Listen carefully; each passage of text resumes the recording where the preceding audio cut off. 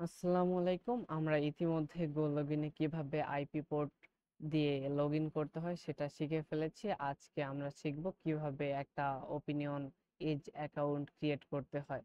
চলেন আমাদের এসএসএন এ চলে যাই।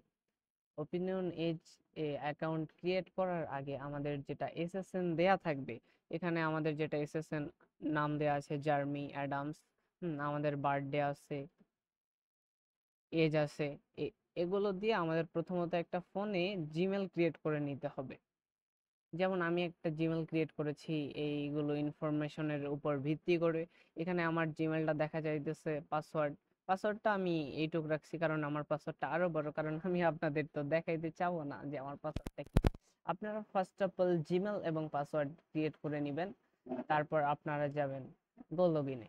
গো লগইনে যাওয়ার পর কিভাবে প্রোফাইল ক্রিয়েট করতে হয় সেটা তো আমি আগে দেখিয়ে দিয়েছি। এখন সিম্পলি দেখবেন যে এখানে একটি স্ট্যাটাস অন আছে, তার মানে আইপিটি কাজ করতেছে। সো ওপিনিয়ন এজে যদি প্রথমবার রান দেই তাহলে আমাদের একটুর মধ্যে ওপিনিয়নটা কিন্তু রান হয়ে যাবে। তারপর আমরা সিম্পলি এখানে সার্চ করব ওপিনিয়ন ইজ। আমাদের ওপিনিয়নের সাইটটা প্রথমত চলে এসেছে, আমরা ক্লিক করব। আমাদের লোড নিতে একটু সময় নেবে কারণ এটা হচ্ছে ইউএসএ আইপি। এটা কিন্তু বাংলাদেশের ইন্টারনেট দিয়ে কাজ করতেছে না, বাংলাদেশের ইন্টারনেটের মাধ্যমে ইউএসএ ইন্টারনেট হয়ে কাজ করতেছে, তাই একটু স্লো থাকবে। প্রথমত যখন আমরা নতুন নতুন এখানে যাব, সেখানে সাইন ইন আমাদের কিন্তু অ্যাকাউন্ট এখনো ক্রিয়েট করা নাই, তাই আমাদের ক্লিক করতে হবে জয়েন নাও বাটনে। এখানে জয়েন নাও বাটনে ক্লিক করার পর আমাদের এখানে নাম দিতে হবে, যেমন আমাদের এসএসএন এ নাম দেওয়া আছে জার্মি। জার্মিটা এখানে বসাবো, অ্যাডামসটা এখানে। তারপর আমাদের যেটা জিমেল আছে, জিমেলটা আমরা এখানে বসাবো। তারপর বার্থডে 4 মে 1983, আমরা সেম বার্থডে 4 মে দিব, এখানে 1983 দিব।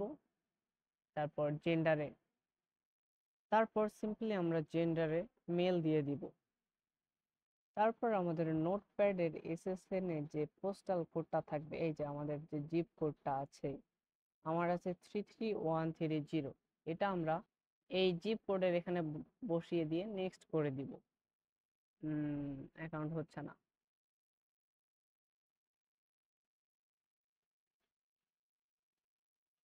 আমাদের এখানে নেক্সট করে দেওয়ার পর কিন্তু আমাদের অ্যাকাউন্টটা একদম ক্রিয়েট হয়ে যাবে। তখন আমরা সিম্পলি সাইন ইন বাটনে ক্লিক করব। সাইন ইন বাটনে ক্লিক করে আমাদের যেটা জিমেল আছে সেটা আমরা বসিয়ে দিব এবং আমাদের যেটা পাসওয়ার্ড আছে সেটা বসিয়ে দেব। তারপর আই অ্যাম নট এ রোবটে সিম্পলি ভাবে ক্লিক করে নিব। তারপর প্রসেস, একটু ওয়েট করতে হবে কারণ নেটটা অবশ্যই ছিল। আমাদের প্রথমত এখানে কিন্তু $1 থাকবে, সাইন আপে $1 বোনাস। আর প্রথমত যারা অ্যাকাউন্ট খুলবে, এটা আমার কিন্তু অনেক দিন হয়ে গেছে, এখানে একটা অপশন আসবে সেটা হচ্ছে ভেরিফিকেশন মেল। ভেরিফিকেশন মেলটা সেন্ড হবে কিন্তু এই মেইলে। তো আপনারা কিন্তু ফোনে কখনোই ভুলেও যাবেন না, আপনার সিম্পলি এখানে জিমেল লগ ইন করবেন। আপনাদের যে জিমেলটা আছে সেটা এখানে সাইন ইন করে নেবেন।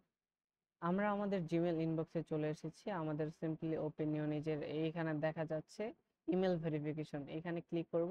তারপর এখানে ভুলেও ক্লিক করা যাবে না, আমরা সিম্পলি কি করব, এইটা একদম কপি করে নিব, কন্ট্রোল সি দিয়ে কপি করে নিব, নইলে এখানে ক্লিক করে কপি করে নিব। কপি করে নেওয়ার পর নতুন একটা ট্যাব ওপেন করে এটা পেস্ট করে জাস্ট ইন্টার ক্লিক করলে আমাদের এখানে ভেরিফিকেশনটা শেষ হয়ে যাবে। কিন্তু আমি ইন্টার ক্লিক করছি না কারণ আমার অ্যাকাউন্ট ক্রিয়েট করা শেষ এবং আমি ভেরিফিকেশন করে নিয়েছি।